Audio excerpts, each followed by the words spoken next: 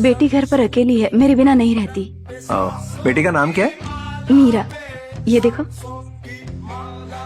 मुझे दिखाओ। बहुत प्यारी है। दिखाओ ना।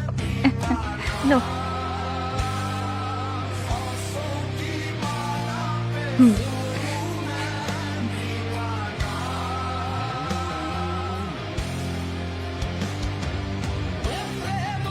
इसीलिए कह रही हूँ भाई, सही वक्त पर शादी कर लेते तो तुम्हारे भी बच्चे होते। इसने अभी तक शादी नहीं की? नहीं। एक घुमक्कड़ से अपनी बेटी की शादी कौन करवाएगा? तुमने अभी तक शादी क्यों नहीं की? वो मेरा नहीं भी तो क्या हुआ, मुझे उसकी खुशियाँ अजीज हैं। वो मेरा नहीं भी तो क्या हुआ, मुझे उसकी खुशियाँ अजीज हैं। उसे पहली बेटी अता हुई, मेरा घर खिलौनों से भर गया।